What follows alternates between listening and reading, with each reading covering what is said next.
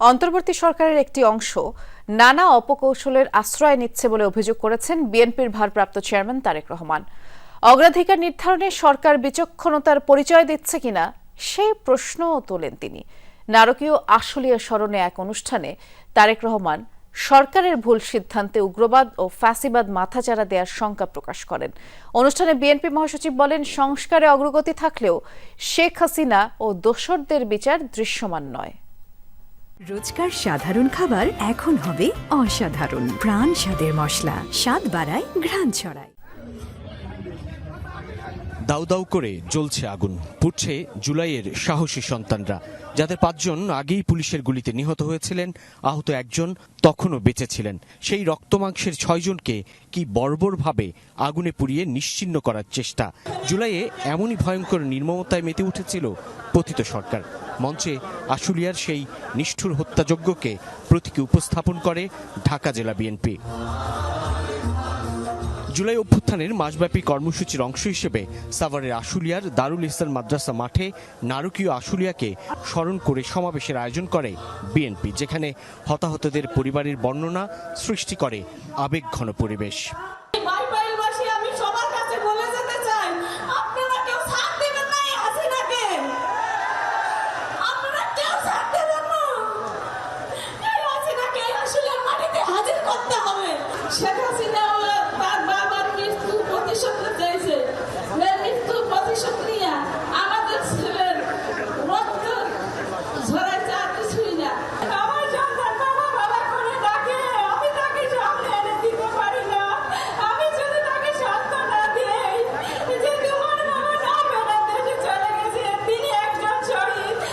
সমাবেশে বিএনপি মহাসচিব বলেন, ভারতে বসে বিভিন্ন অডিও বক্তব্যে আবারও বাংলাদেশে বিশৃঙ্খলা সৃষ্টির চেষ্টা করছেন শেখ হাসিনা, তাই বিচার বিলম্বের সমালোচনা করেন তিনি।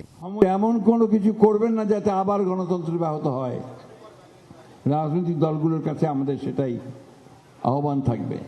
আমাদের আহ্বান থাকবে যে ছোটখাটো বিষয়গুলো নিয়ে এমন অবস্থা তৈরি করবেন না যে অবস্থায় আবার সেই ফ্যাসিস্ট হাসিনা কোনো সুযোগ পায় দেশে ফিরে আসার।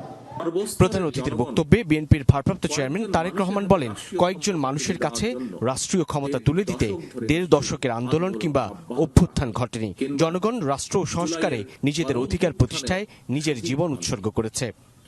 জনগণ রাষ্ট্র এবং সরকারে নিজেদের অধিকার প্রতিষ্ঠা করার জন্যই স্বৈরাচার বা ফ্যাসিবাদকে হটিয়েছে, জীবন উৎসর্গ করেছে। সুতরাং সরকারে যখন যারাই থাকুক, কেউ সরকার পরিচালনা করতে চাইলে তাদেরকে অবশ্যই নাগরিকদের কথা শুনতে হবে।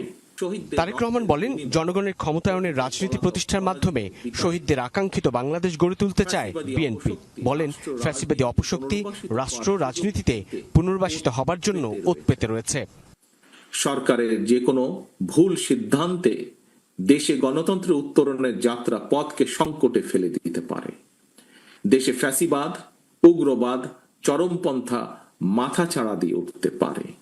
কাজেই এই ব্যাপারে আমাদের সকলকে, বিশেষ করে অন্তর্বর্তীকালীন সরকারকে অত্যন্ত সতর্ক থাকতে হবে, থাকা প্রয়োজন।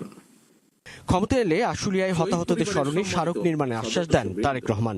অনুষ্ঠানে বিএনপির পক্ষ থেকে ক্রেস্ট ও আর্থিক সহায়তা প্রদান করে সম্মান জানানো হয় শহীদ পরিবারগুলোকে। একটি পিকআপ, জ্বলন্ত সেই সব পোড়াদেহ আর আত্মচিৎকার। ঠিক গেল বছরের 5 আগস্টে যেন স্মরণ করল ঢাকা জেলা বিএনপি, যেখানে 5 আগস্টে সেই আন্দোলনকালীন সময়টায় নৃশংসভাবে, নির্মমভাবে পুলিশের ভ্যানে পুড়িয়ে হত্যা করা হয় 6 জনকে।